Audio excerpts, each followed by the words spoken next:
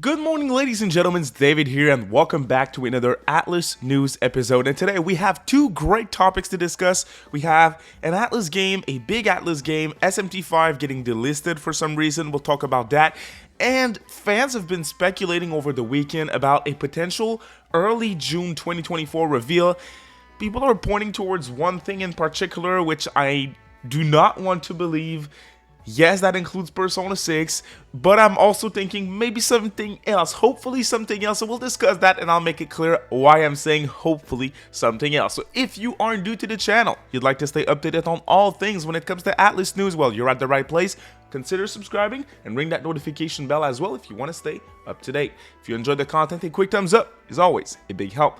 Let's get right into it. So first of all, yesterday, as of Sunday, May 12th, Atlus announced that they are delisting the original SMT5 release from the Nintendo eShop in Japan as of the release of SMT5 Vengeance. So it got people speculating about why Atlus is doing this. When you release an enhanced version of a game, normally they don't delist the previous version.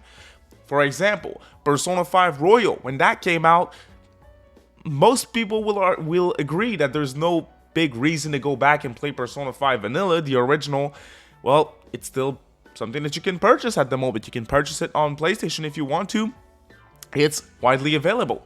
For some reason with SMT5, they're not doing the same thing. They decided on delisting it, and I'll be straight with you guys. I'm confused. I don't really know why. It's very strange. Like at least I'm expecting SMT5 Vengeance to be just like P5R, where once you play Vengeance, there's really no need to go back and play SMT5 because the original route that is in SMT5 is intact, or at least we think it's intact in SMT5 Vengeance, and if that's the case, I'm fine with it.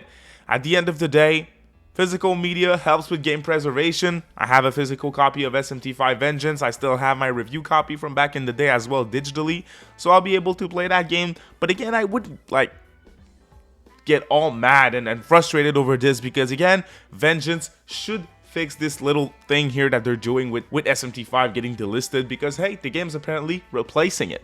So I wanted to get this out there. Please let me know what you think about SMT5 being delisted. Do you think there's some type of reason that I didn't think on top of my head? Make sure you drop a comment and let me know.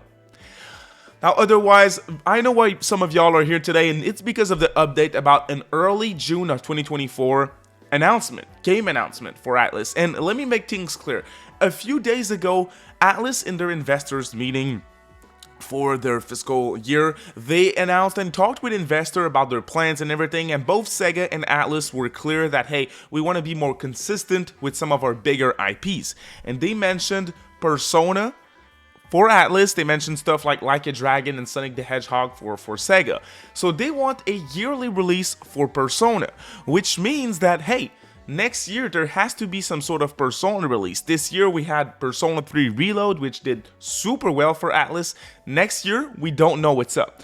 Atlus has been very consistent with game reveals at the Microsoft and Xbox Game Showcase, which we will be streaming early June, first weekend of June, I think. So that is going to be very exciting. We'll be streaming that on the channel, and I'm thinking this might be where they reveal something again. Am I expecting a Persona announcement for 2025?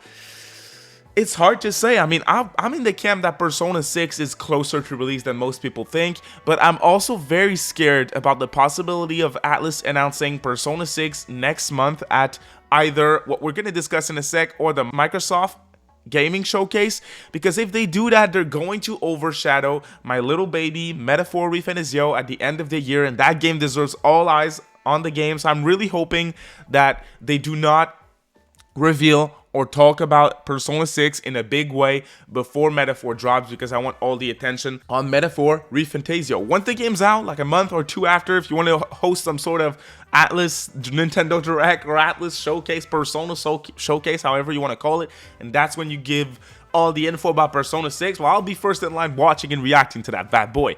But before Metaphor drops, please no.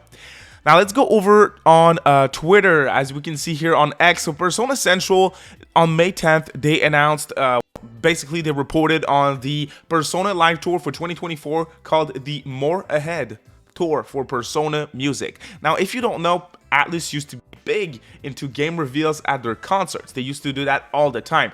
Now, to be fair, it's been a while since they did it. If I recall correctly, the last time I think is 2019 that they revealed something at a concert. Please don't quote me on that. It might be 28. I think it's 2018. My bad. But it's been quite a while since they announced something at a concert. So I wasn't too sure when they first revealed the concert. Now, a lot of people were like, hey, it's called the More Ahead concert. So obviously they're going to say what's ahead, what's next for the Persona series, right? But what's interesting is Atlus lately has been very clear with what you should or shouldn't expect at some of their events. So that's what Persona Central reported on. So they said, hey, Atlus lately has been diligent in announcing when an event would not reveal a new game, such as with Atlus FES, which is a festival that is beginning on June 8th of this year, which is actually the same day as this concert live stream.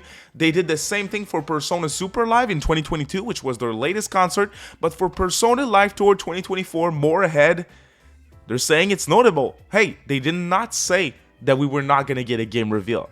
So that's why I'm thinking it might be a stretch to point towards that concert and say, hey, this is when they're going to reveal something.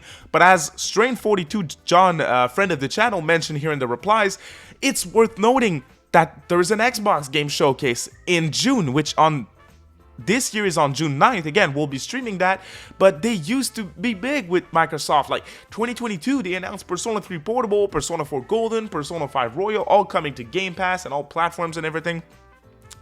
And then the year prior, last year, we got Persona 5 Tactica, Persona 3 Reload, and Metaphor Refinizio announced at the Xbox Game Showcase. So yes, I'm thinking there's a big chance that we're going to see some sort of Atlus reveal at the Xbox Game Showcase, probably a brand new Metaphor Refinizio trailer, maybe some a Game Pass deal for it as well, because that's unannounced as of now, so that could be exciting. But a new game, maybe a new Persona spinoff, which would mean to me that Persona 6 is either late 2025 or 2026 release, or maybe it's just Persona 6 with a 2025 date. I think that's also possible, but for my baby, Metaphor Refinizio, I'm hoping that's not the case. But that's gonna do it for today's news, you guys. Thank you all so much for watching. It's been calm for Atlus news lately, but I'm thinking that it's gonna start getting very exciting in the next few weeks or so. So make sure you ring that notification bell again to stay up to date. We'll be streaming the Summer Games Fest on June 7th, the Friday of that weekend, and we'll also be streaming the Xbox Game Showcase during that weekend, so make sure you tune in for that. It's going to be very exciting. You have a great week, y'all. Thank you so much for watching. Bye.